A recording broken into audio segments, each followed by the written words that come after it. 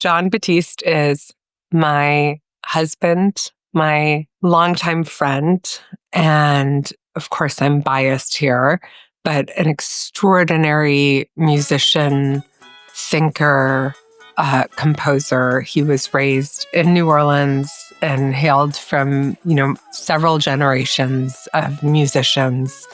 And we met at 13 years old at band camp in upstate New York, which set us off on a trajectory that I am certain neither of us would ever have imagined would end in marriage. But here we are.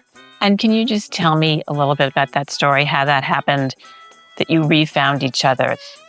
So we met very briefly at this music camp. But like all summer camps, you don't necessarily expect to see each other again. And it was a couple of years later when I was 16 and I had just been admitted to the pre-college Juilliard program. And I was on the 1 train with my friend Michelle going up to Juilliard's campus. And we saw this young man and everyone was sort of staring at him in the subway car because he was playing air piano and singing to himself and attracting a lot of attention. And I took a look at him and I turned to my friend and I said, "Oh, that's Jon Batiste from New Orleans. I know him." And then I blurted out in a very sort of impulsive 16-year-old way, "That's the man I'm going to marry someday." Completely forgot about it. But as it turned out, Jon was also a student at Juilliard. And we kindled a long friendship and kept orbiting in and out of each other's worlds. But it wasn't until I turned 22 and learned that I was sick with leukemia that our friendship really deepened. The first day Jon heard that I was sick and that I had been in the hospital at Mount Sinai for several weeks at that point, he brought his entire band. They were mid-rehearsal to the hospital and put on an impromptu concert right there in my hospital room. And as the sound of music filtered into the hallway, patients and doctors and nurses started to come out.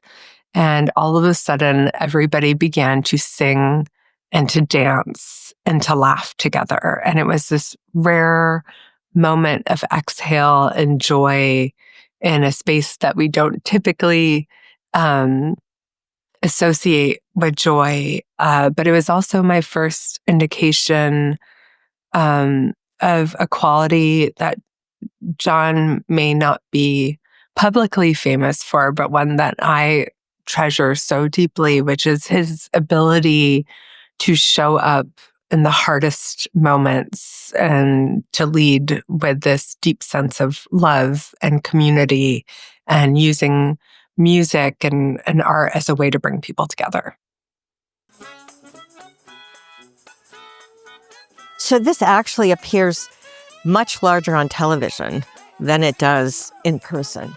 We have a piano that Jon Batiste played for the Super Bowl on Sunday for his rendition of the Star-Spangled Banner. This grand piano, played by Jon Batiste, is a super addition to the New Orleans Museum of Art's already super collection.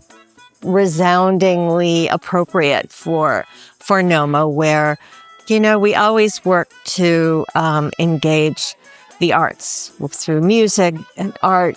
This painted piano tells a story. It was specially built by Yamaha. In addition, it was painted by his wife, Suleika Jaouad, who is an artist and writer. She had turned down Jon's offer to paint the piano for the Super Bowl, but at the very last moment decided that it was something she should do and wanted to do. That she completed it like in 36 hours because it had to be done. And one of the most beautiful things you'll notice is there are butterflies fluttering around this grand piano. Is a symbol of metamorphosis. Jon's wife is battling cancer, and art is a form of her therapy. Her connectedness is evident by making this something for both of them. Susan Taylor, executive director of NOMA, feels honored that this art with heart is now here. So she and Jon talked about it, and he agreed that it would be a place for it to be for the time being. It's a lasting memory, and I think it will be a reminder.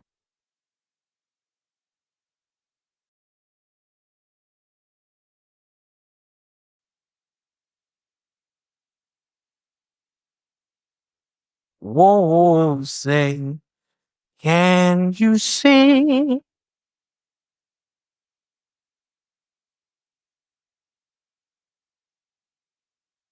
Oh, yeah.